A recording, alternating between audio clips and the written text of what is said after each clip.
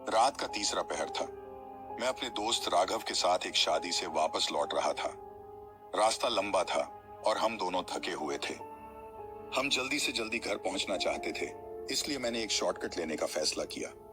राघव ने पहले तो मना किया, लेकिन मैंने उसे यकीन दिलाया कि ये रास्ता सुरक्षित है।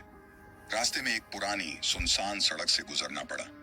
चारों ओर घना अंधेरा था और केवल हमारी कार की हेडलाइट्स ही हमें रास्ता दिखा रही थीं। उस सड़क पर बहुत कम ही लोग आते जाते थे। हवा में एक अजीब सी ठंडक और सन्नाटा था, जैसे कि किसी अनजानी ताकत की मौजूदगी हो। राघव थोड़ा डरा हुआ लग रहा था। उसने मुझसे कहा, यार, ये रास्ता सही नहीं लग रहा। मैंने सुना है इस सड़क पर कुछ अजीब घटनाएं होती हैं। मैंने उसकी बात को हंसी में टालते हुए कहा, अरे कुछ नहीं होता, बस जल्दी घर पहुंचने की सोचो। हम थोड़ी दूर ही आगे बढ़े थे कि अचानक हमारी कार की हेडलाइट्स बंद हो गईं। मैं एकदम से डर गया और ब्रेक पर पैर मार दिया। कार रुक गई और चारों ओर का अंधेरा और भी गहरा हो गया। मैंने कोशिश की, लेकिन हेडलाइट्स फिर से चालू नहीं हुई।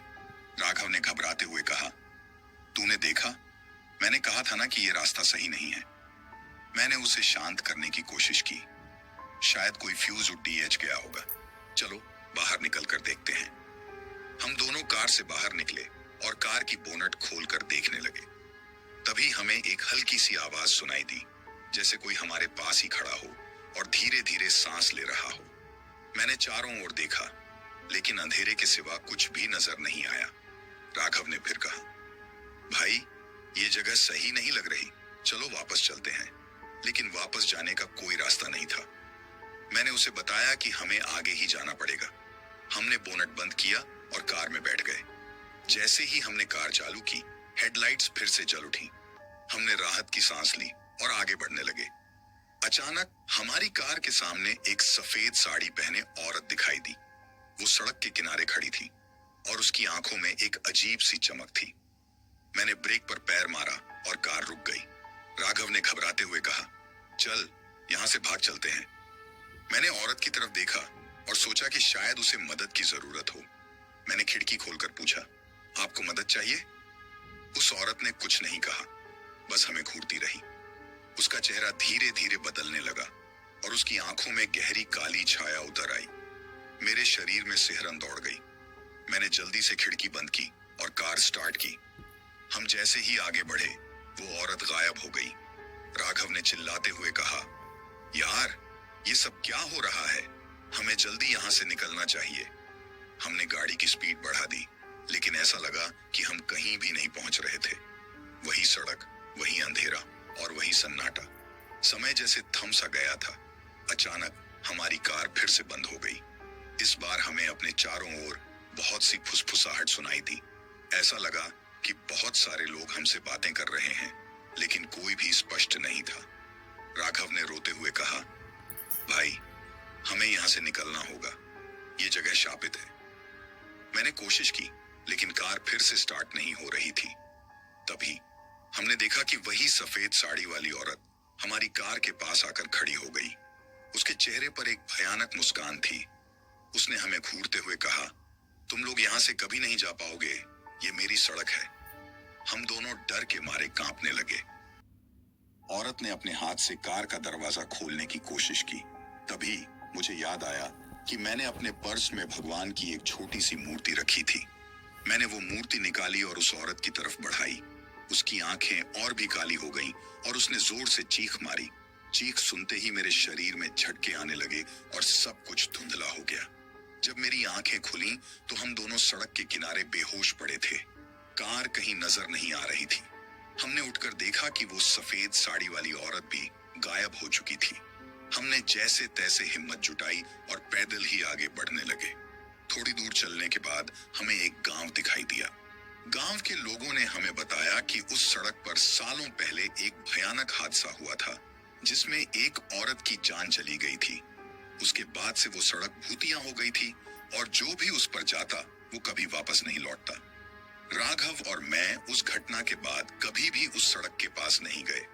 वो रात हमारे जीवन की सबसे डरावनी रात थी, जिसे हम कभी भूल नहीं सकते। और हाँ, वो शॉर्टकट हमारे लिए एक भयानक सबक बन गया। लेकिन इस कहानी का सबसे भयानक मोड़ तो तब आया जब कुछ दिनों बाद मुझे मेरी कार गांव के पास ही मिली।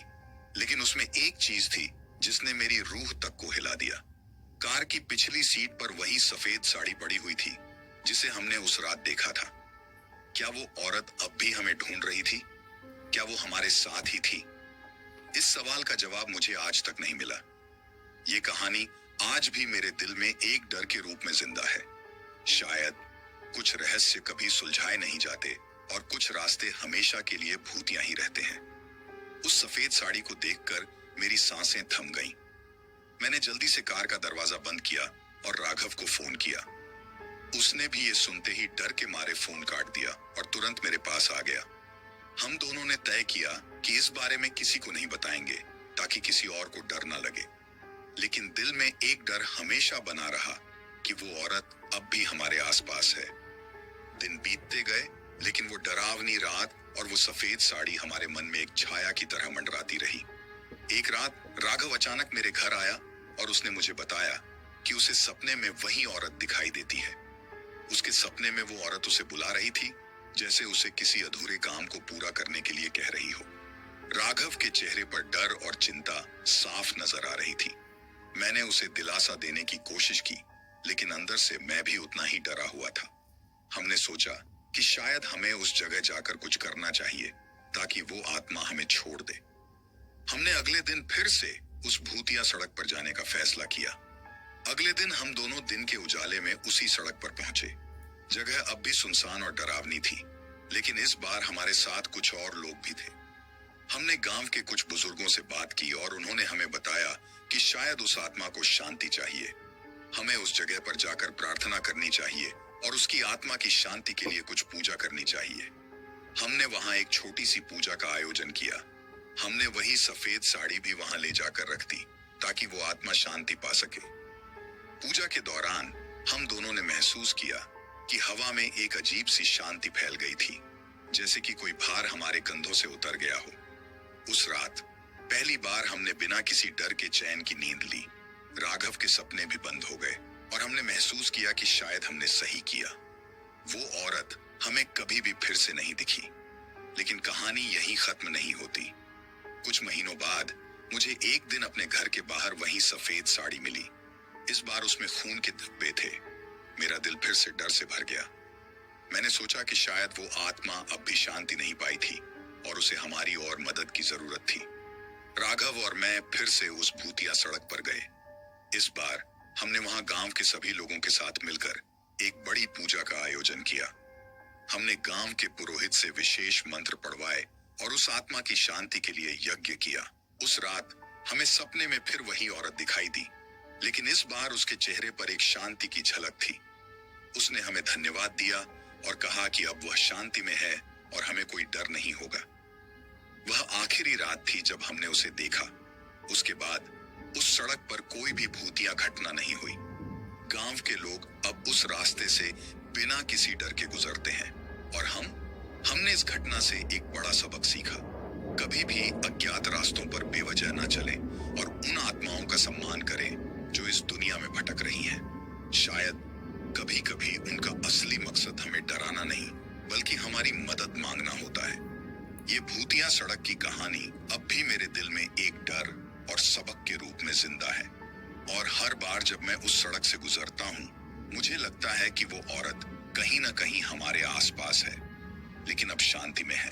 रात के अंधेरे में जब चांदनी धरती पर अपनी चांदनी की चादर बिछा रही थी, मैं अकेला उस सड़क पर चला जा रहा था। यह सड़क शहर से बहुत दूर थी और इसका नाम भूतिया सड़क के नाम से मशहूर था। किसी ने बताया था कि इस सड़क पर कई अजीब और डरावनी घटनाएं घट चुकी हैं, लेकिन मुझे ऐसी बातों पर विश्वास नहीं था। मैं खुद को एक साहसी व्यक्ति मानता था जो किसी भी प्रकार की अफवाहों पर ध्यान नहीं देता। रात के 10 बजे थे। मैंने अपनी गाड़ी की हेडलाइट्स जलाए रखी और धीमे धीमे उस सड़क पर आगे बढ़ता गया। चारों तरफ का सन्नाटा बहुत ही डरावना था। सिर्फ पेड़ों के पत्तों की सरसराहट और मेरी गाड़ी की आवाज सुनाई दे रही थी। सड़क के दोनों तरफ ऊंचे ऊंचे पेड़ थे जो जैसे किसी प्राचीन रहस्य को छुपाए हुए थे। कुछ ही देर में मुझे महसूस हुआ कि मेरी गाड़ी का इंजन अजीब तरह से गड़बड़ाने लगा है। मैंने गाड़ी को रोका और उतर कर देखने लगा। मुझे कुछ समझ नहीं आ रहा था कि अचानक गाड़ी में क्या हो गया। तभी मेरी नजर सड़क के किनारे एक पुराने टूटे फूटे बोर्ड पर पड़ी। उस पर लिखा था, सावधान, आगे मत बढ़ना, खतरा है। मेरे दिल की धड़कन तेज हो गई, लेकिन मैंने इसे एक पुरानी अफवाह मानते हुए अनदेखा कर दिया। गाड़ी को फिर से चालू किया, लेकिन वह बिल्कुल नहीं चल रही थी। मैंने कई बार कोशिश की, लेकिन सब बेकार। अब मैं बुरी तरह से फंस चुका था। मैंने अपने मोबाइल को देखा, लेकिन वहां कोई नेटवर्क नहीं था। अचानक हवा में एक ठंडक सी महसूस हुई। मैंने अपनी जैकेट को और कसकर पकड़ लिया और चारों तरफ देखने लगा। तभी मेरी नजर सड़क के किनारे खड़ी एक औरत पर पड़ी। वो सफेद साड़ी पहने हुए थी और उसके बाल बिखरे हुए थे। उसकी आंखें बहुत ही गहरी और भयानक थीं। उसने मुझे देखा और धीरे धीरे मेरी तरफ आने लगी। मेरा दिल जोर से धड़कने लगा। मैंने जल्दी से गाड़ी के दरवाजे को लॉक किया और अंदर बैठ गया। वह औरत मेरी गाड़ी के पास आकर रुक गई। उसकी आंखों में एक अजीब सी चमक थी। उसने गाड़ी के शीशे पर हाथ रखा और धीरे धीरे कुछ बड़बड़ाने लगी। मेरी सांसें अटक गईं। मैंने गाड़ी को फिर से चालू करने की कोशिश की, लेकिन यह चालू नहीं हुई। उसकी बड़बड़ाहट अब तेज हो गई थी। मुझे ऐसा महसूस हुआ जैसे वह कुछ कहना चाहती है, लेकिन उसके शब्द समझ में नहीं आ रहे थे। मैंने हिम्मत जुटाकर गाड़ी का शीशा थोड़ा नीचे किया और पूछा, क्या आप कुछ कहना चाहती हैं? उसने अपनी गहरी और भयानक आवाज में कहा, यह सड़क छोड़कर चले जाओ, वरना तुम्हारा भी वही हाल होगा जो दूसरों का हुआ। बड़ाहट अब तेज हो गई थी। मुझे ऐसा महसूस हुआ जैसे वह कुछ कहना चाहती है, लेकिन उसके शब्द समझ में नहीं आ रहे थे। मैंने हिम्मत जुटाकर गाड़ी का शीशा थोड़ा नीचे किया और पूछा, क्या आप कुछ कहना चाहती हैं? उसने अपनी गहरी और भयानक आवाज में कहा, यह सड़क छोड़कर चले जाओ, वरना तुम्हारा भी वही हाल होगा जो दूसरों का हुआ। मेरे रोंगटे खड़े हो गए। मैंने पूछा, कौन हो तुम और क्या हुआ था यहाँ? उसने कहा, मैं वही हूँ जो इस सड़क पर मारी गई थी। मेरा नाम राधिका था। कई साल पहले मैं और मेरा परिवार इसी सड़क पर एक दुर्घटना में मारे गए थे। हमारी आत्माएं अब भी यहाँ भटक रही हैं। मैंने जल्दी से गाड़ी के शीशे को बंद किया और डर के मारे कांपने लगा। मुझे अब समझ में आ गया था कि यह सड़क सच में भूतिया है। मैंने अपने आप को संभालते हुए गाड़ी को फिर से चालू करने की कोशिश की और इस बार वह चालू हो गई। मैंने तुरंत गाड़ी को रिवर्स में डाला और तेजी से पीछे हटने लगा। लेकिन तभी मैंने देखा कि सड़क के किनारे कई और भूतिया आकृतियां खड़ी थीं। वे सब मेरी तरफ देख रही थीं और उनके चेहरों पर एक भयानक मुस्कान थी। मैंने गाड़ी की स्पीड बढ़ा दी और किसी तरह से उस सड़क से बाहर निकलने की कोशिश की। जब मैं सड़क के अंत तक पहुंचा तो मैंने पीछे मुड़कर देखा। वह औरत और वे सारी आकृतियां अब भी वहां खड़ी थीं, मुझे घूर रही थीं। मैंने गाड़ी की स्पीड और बढ़ा दी और बिना रुके सीधे अपने घर पहुंचा। घर पहुंचकर मैंने अपनी गाड़ी को रोका और अंदर जाकर दरवाजे को बंद कर दिया। मेरी सांसें अभी भी तेज थीं और दिल जोर जोर से धड़क रहा था। मैंने खुद को संभालते हुए सोफे पर बैठ गया और सोचा कि यह क्या था जो मैंने अभी अभी देखा था। उस रात मैं सो नहीं सका। मेरी आंखों के सामने बार बार वह औरत और वे भूतियां आकृतियां आ रही थीं। मैंने अगले दिन उस सड़क के बारे में जानकारी इकट्ठा की और पाया कि वहां सच में कई हादसे हो चुके थे और लोग कहते थे कि वहां भूत रहते हैं। उस दिन के बाद मैंने कभी भी उस सड़क पर जाने की हिम्मत नहीं की। अब भी जब भी मैं उस सड़क के बारे में सोचता हूँ, मेरे रोंगटे खड़े हो जाते हैं और मेरी रातों की नींद उड़ जाती है। कभी कभी रात के अंधेरे में जब सब कुछ शांत होता है, मुझे ऐसा महसूस होता है कि वह औरत अब भी मुझे देख रही है, मेरी गाड़ी के पास खड़ी है और कह रही है, यह सड़क छोड़कर चले जाओ, वरना तुम्हारा भी वही हाल होगा जो दूसरों का हुआ। उस भूतिया सड़क का खौफ अब भी मेरे दिल और दिमाग में बसा हुआ है। कुछ महीनों के बाद मैंने अपनी नौकरी बदल ली और दूसरे शहर में शिफ्ट हो गया। इस बदलाव के पीछे मेरी केवल एक ही वजह थी, उस भूतिया सड़क की यादें। हालांकि मैं नए शहर में आ चुका था, लेकिन उस रात के डरावने अनुभव ने मेरा पीछा नहीं छोड़ा था। रात में जब भी अकेला होता, वो औरत और वे भूतियां आकृतियां मेरी आंखों के सामने आ जाती थीं। एक रात जब मैं अपने नए अपार्टमेंट में आराम कर रहा था, तो अचानक मेरा फोन बज उठा। स्क्रीन पर कोई अनजान नंबर था। मैंने कॉल रिसीव की, लेकिन दूसरी तरफ कोई आवाज नहीं आई। कुछ सेकंड बाद एक धीमी और भयानक आवाज आई, तुम बच नहीं सकते। मैंने जल्दी से फोन काट दिया और डर के मारे कांपने लगा। ये आवाज बिल्कुल वैसी ही थी जैसी उस औरत की थी जो उस रात मेरी गाड़ी के पास आई थी। मैंने अपने आप को समझाया कि यह बस एक वहम है, लेकिन अंदर से मैं पूरी तरह से डर चुका था। अगले कुछ दिनों तक मैं उस कॉल को भूलने की कोशिश करता रहा, लेकिन फिर एक रात जब मैं अपने दोस्तों के साथ एक पार्टी से वापस लौट रहा था, तो अचानक मेरे फोन में एक मैसेज आया। मैसेज में लिखा था, तुम्हारा अंत निकट है। मैं डर के मारे अपने दोस्तों को यह सब बताने लगा, लेकिन उन्होंने इसे एक मजाक समझा और मेरी बात को हल्के में लिया। लेकिन मेरे लिए यह सब मजाक नहीं था। मैंने अपने फोन को बंद कर दिया और दोस्तों के साथ घर की तरफ चल पड़ा। रास्ते में मेरी नजर अचानक सड़क के किनारे खड़ी एक आकृति पर पड़ी। वह वही औरत थी, सफेद साड़ी में। मेरे दिल की धड़कन तेज हो गई और मैंने तेजी से गाड़ी चला ली।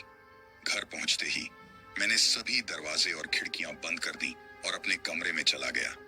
मैंने सोने की कोशिश की, लेकिन नींद नहीं आ रही थी। अचानक मुझे लगा कि मेरे कमरे में कोई और भी है। मैंने चारों ओर देखा, लेकिन कुछ नहीं दिखा। फिर बिस्तर के पास खड़े होने की आवाज आई। मैंने हिम्मत जुटाकर देखा और देखा कि वही औरत मेरे बिस्तर के पास खड़ी थी। उसकी आंखें भयानक और गहरी थीं और उसके चेहरे पर एक डरावनी मुस्कान थी। उसने धीरे धीरे कहा, तुम्हें चेतावनी दी थी, लेकिन तुमने ध्यान नहीं दिया।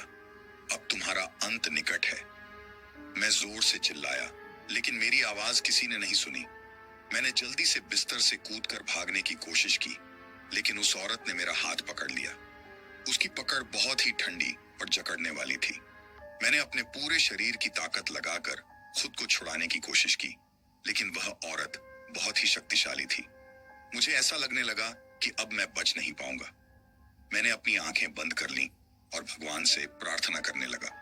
तभी अचानक वह औरत गायब हो गई और कमरे में अजीब सन्नाटा छा गया। मैंने धीरे धीरे अपनी आंखें खोली और देखा कि वहां कोई नहीं था, लेकिन मुझे उसकी उपस्थिति अब भी महसूस हो रही थी। उस घटना के बाद मैंने अपने एक मित्र से संपर्क किया जो आध्यात्मिक मामलों में बहुत ज्ञानी था। उसने मेरी पूरी कहानी सुनी और मुझे बताया कि मुझे उस जगह वापस जाकर उस औरत की आत्मा से माफी मांगनी होगी। तभी मैं इस डर से छुटकारा पा सकता हूं। मेरे पास अब और कोई विकल्प नहीं था। मैंने हिम्मत जुटाई और उस भूतिया सड़क की तरफ लौटने का निर्णय लिया। उस रात मैं अपनी गाड़ी में बैठा और धीरे धीरे उस सड़क की तरफ बढ़ने लगा। चारों तरफ वही भयानक सन्नाटा और अंधेरा था। जब मैं उस जगह पहुंचा जहां मेरी गाड़ी रुकी थी, तो मैंने गाड़ी को रोका और बाहर निकल गया। मेरे दिल की धड़कन तेज हो रही थी। मैंने अपनी आंखें बंद की और उस औरत से माफी मांगने लगा। मैंने कहा, मैं नहीं जानता था कि तुम यहाँ हो। मुझे माफ कर दो और मुझे इस डर से मुक्त कर दो। तभी हवा में एक ठंडक सी महसूस हुई और मुझे लगा कि कोई मेरे पास खड़ा है। मैंने आंखें खोलकर देखा तो वही औरत मेरे सामने खड़ी थी। उसके चेहरे पर अब कोई डरावनी मुस्कान नहीं थी। उसने धीरे से कहा, तुम्हारी माफी कबूल है, अब तुम जा सकते हो। मैंने उसकी आंखों में देखा और धन्यवाद कहा। उसने धीरे धीरे गायब हो गई और हवा में वही सन्नाटा छा गया। मैंने जल्दी से गाड़ी में बैठकर वहां से निकल गया। उस रात के बाद मुझे कभी भी उस औरत या उन भूतिया आकृतियों का सामना नहीं करना पड़ा। मुझे ऐसा लगा कि मेरी माफी ने उन्हें शांति दे दी थी और मैं अब इस डर से मुक्त हो चुका था। लेकिन वह भूतिया सड़क, उसकी कहानियां और उसकी घटनाएं हमेशा मेरी यादों में रहेंगी। यह एक ऐसा अनुभव था जिसने मुझे हमेशा के लिए बदल दिया और मुझे सिखाया कि हर अफवाह के पीछे एक सच्चाई हो सकती है। तो मुझे उम्मीद है कि आपको वीडियो पसंद आएगा और कृपया मेरे चैनल को सब्सक्राइब करें और वीडियो को लाइक करें।